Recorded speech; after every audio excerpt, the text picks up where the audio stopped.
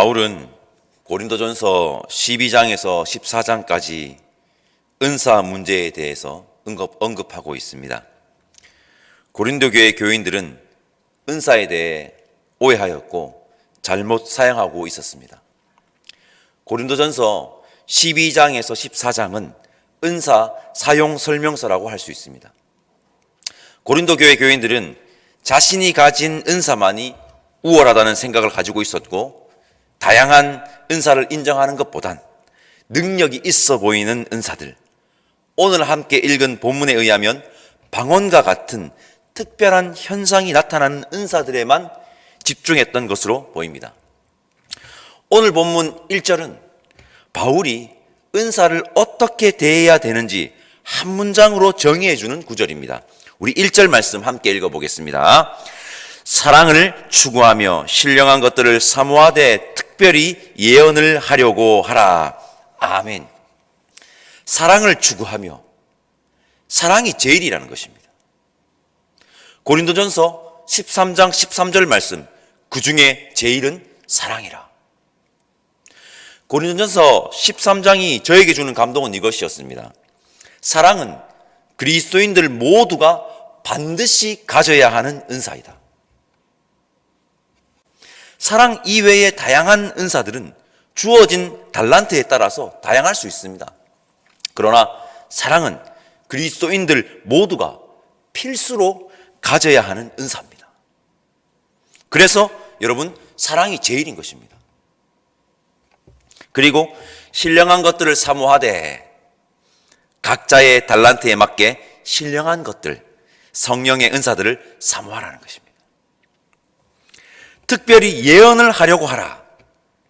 다양한 은사들 중에 예언을 사모하였으면 좋겠다고 말하며 바울은 사랑 다음으로 예언을 강조하고 있음을 볼 수 있습니다.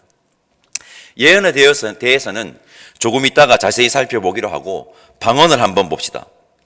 고린도 교회가 다양한 성령의 은사들이 있음에도 불구하고 방언을 특히 강조했던 것이 분명합니다. 바울은 고린도전서 13장에서 방언을 어떻게 사용해야 하는지 자세하고 구체적으로 말하고 있습니다.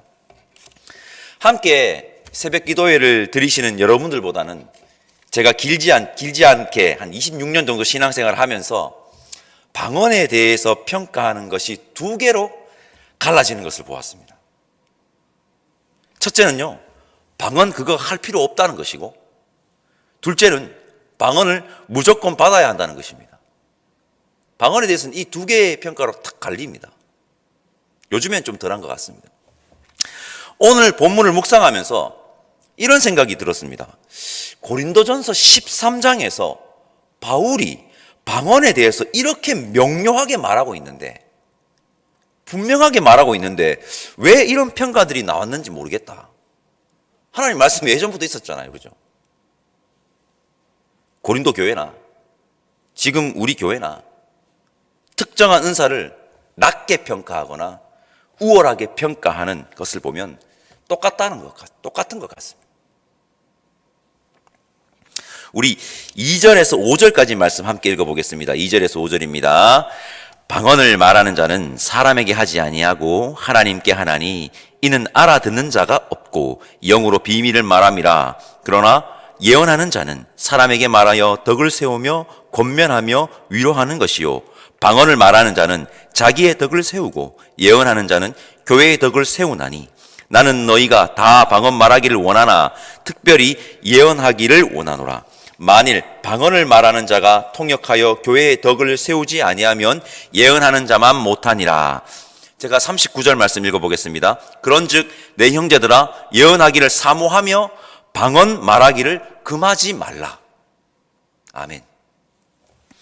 오늘 본문에 은사에 대해 중요한 개념 하나를 바울이 말하고 있습니다. 반복해서 나오는 구절이기도 한데요, 그것은 은사는 교회의 덕을 세우는 것에 사용되어야 한다는 것입니다. 반복해서 계속 바울이 말하고 있습니다. 이건 아주 중요한 개념입니다. 은사는 교회의 덕을 세우는 것에 사용되어야 합니다. 여러분, 바울이 방언을 금하고 있습니까? 아닙니다. 방언을 금하지 말라. 방언을 말하라. 그렇다고 방언을 무조건 받아야 한다고 말합니까? 아닙니다. 바울이 이렇게 명료하게 말하는데 왜 방언을 터부시하는 평가와 방언을 맹신하는 평가로 나눠질까요? 저는 25살 특별 새벽 기도회 셋째 날에 방언 기도를 받았습니다. 그날이 생생합니다. 처음 방언을 받으니 멈출 수가 없었습니다. 절제가 안 되더라고요. 근 한 달간을 기도할 때마다, 기도할 때는 또 물론 심지어 출퇴근하는 차 안에서 제가 혼자 있으니까 내내 방언이 나왔습니다. 멈출 수가 없더라고요. 그러더니 차차 절제가 되기 시작했습니다. 지금도 공식적인 기도의 자리에서는 절제하지만 방언 기도를 합니다. 방언은 개인의 영성 생활에 확실히 도움이 됩니다. 바울도 이렇게 말하고 있지 않습니까? 방언을 말하는 자는 자기 덕을 세우고 방언 말하기를 금하지 말라, 이렇게 말하고 있습니다. 방언의 유익성을 말하는 것입니다. 은사의 중요한 개념을 말씀드렸습니다. 뭐라고 했습니까? 교회의 덕을 세우는 것입니다. 자기의 덕을 세우는데 뭐가 필요합니까? 라고 반문하실 수 있는 것 같습니다. 여러분, 개인이 바로 서면요, 공동체가 바로 서는 것입니다. 공동체는 개인들이 모여서 이루어지는 것 아닙니까? 방언으로 개인의 덕이 세워지고 세워진 개인이 공동체에 덕을 끼치면 좋은 겁니다. 좋은 겁니다. 그러나 반대가 되면 곤란합니다. 반대가 되면. 분명히 조심해야 하는 부분도 있습니다. 고린도 교회처럼 방언만이 특별한 은사라고 여기고 무질서하게 하면, 질서가 무너지면 교회의 덕을 해칠 수도 있다는 것입니다.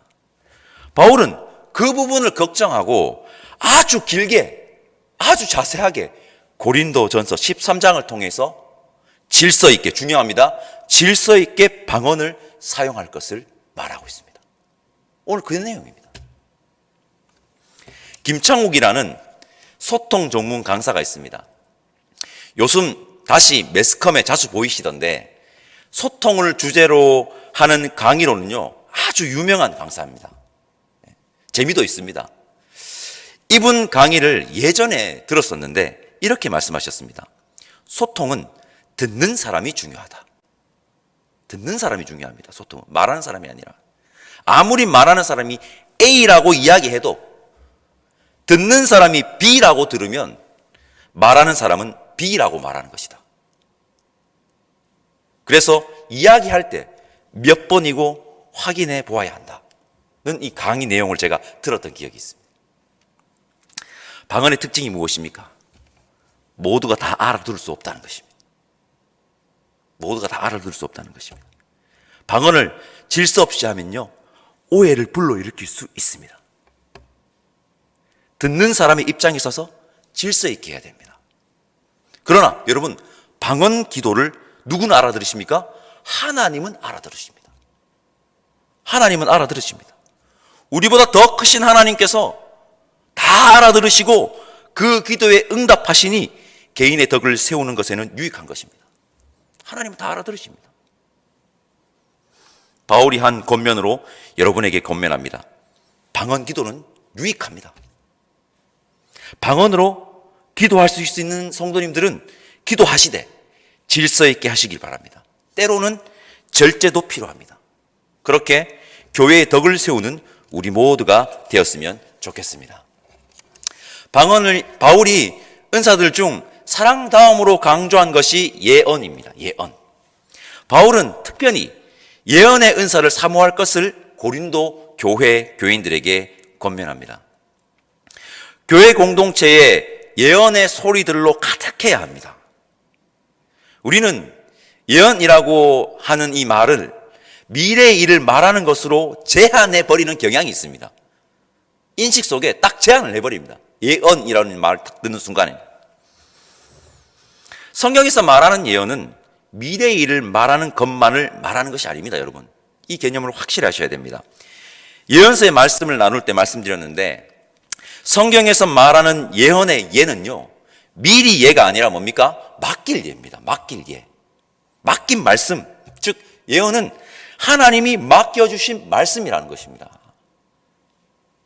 제가 공동번역으로 3절 말씀을 읽어보겠습니다. 그러나 말씀을 받아 전하는 사람은 사람들을 키워주고 격려해주고 위로해주려고 사람들에게 말하는 것입니다. 아멘. 여러분, 오늘날 우리는 하나님이 계시해 주신, 맡겨주신 너무 소중한 말씀을 가지고 있습니다. 이것은 너무나도 큰 은혜요, 감격입니다. 무엇입니까? 우리 성경을 가지고 있습니다, 여러분. 성경, 하나님의 말씀. 제가 교회 공동체에 예언의 소리들로 가득해야 한다고 했는데 제가 다르게 말해 보겠습니다. 교회 공동체에 성경 말씀을 나누는 소리들로 가득해야 한다는 것입니다. 성경 말씀을 나누는 소리들로 가득해야 된다는 것입니다. 말씀은 목사님들이 전하는 것 아닙니까? 여러분, 맞습니다. 설교는 목사님들이 합니다. 그러나 우리는 성경, 하나님의 말씀으로 서로를 얼마든지 키워주고 격려해주고 위로해줄 수 있습니다. 저는 아직도 생각나는 기도회가 있습니다. 중고등부 시절에 가졌던 기도회가 아직도 생각납니다. 기도회를 1년 선배가 인도했었는데, 1년 선배가 그때 기도회를 시작하면서 선배가 다니엘서 3장 18절 말씀, 그렇게 하지 아니하실지라도 왕이여 우리가 왕의 신들을 섬기지 아니하고 왕이 세우신 금심상에게 절하지도 아니할 줄 아옵소서, 이 말씀을 읽고선 우리 그리 아니하실지라도의 믿음을 가지자고 전해주었던 선배가 기억납니다. 여러분, 예언을 한 것입니다. 예언한 것입니다. 그 말씀이 아직도 저의 가슴 속에 남아 있습니다. 움직이고 있습니다.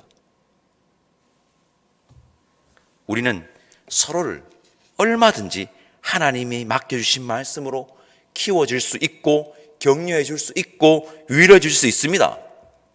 여러분, 우리 공동체에 다른 소리들 말고 예언의 소리가 가득했으면 좋겠습니다. 성도 여러분, 은사 중 단연 최고는 사랑입니다. 사랑은 필수, 모두가 다 받아야 하는 은사입니다. 그리고 다양한 은사들을 존중해야 합니다. 또한 은사는 교회의 덕을 세우는 것이어야 합니다. 은사 중 방언은 개인 영성 생활에 유익합니다. 방언으로 기도하십시오. 그러나 방언은 하나님과 나와의 긴밀한 소통이니 질서 있게 해야 하고 때로는 절제해야 합니다. 그리고 바울이 사랑 다음으로 예언을 강조하는데, 예언은 여러분 단순히 미래의 일을 말하는 것이 아니라 하나님이 맡겨주신 말씀을 말하는 것입니다. 우리에게 무엇이 있다고요? 성경, 하나님의 말씀이 있습니다. 하나님의 말씀인 성경을 서로 나누는 소리, 예언이 우리 공동체에 가득하여 서로를 키워주고 격려해주고 위로해주는 공동체가, 예언의 소리들로 가득한 공동체가 우리 효목 제1교회 공동체이기를 간절히 소망합니다. 기도하겠습니다. 하나님, 우리가 은사를 어떻게 대하고 사용해야 하는지 바울의 권면을 통해 살펴보았습니다. 은사를 잘 사용하여 교회의 덕을 세우는 우리 모두가 될 수 있게 하옵소서. 특히 사랑의 은사가 가득한 사랑의 공동체 되게 해주시고 말씀으로 든든히 세워지는 공동체 되게 하여 주옵소서. 각자의 은사를 존중해주는 성숙한 공동체, 질서와 절제가 있는 성숙한 공동체가 되어 이 땅에 귀하게 쓰임받는 효목제일대회 되기를 원하오니 하나님 함께하여 주시옵소서. 감사없고 예수님의 이름으로 기도드립니다. 아멘. 하늘에 계신 우리 아버지, 아버지의 이름을 거룩하게 하시며 아버지의 나라가 오게 하시며 아버지의 뜻이 하늘에서와 같이 땅에서도 이루어지게 하소서. 오늘 우리에게 일용할 양식을 주시고 우리가 우리에게 잘못한 사람을 용서하여 준 것 같이 우리 죄를 용서하여 주시고 우리를 시험에 빠지지 않게 하시고 악에서 구하소서. 나라와 권능과 영광이 영원히 아버지의 것입니다. 아멘.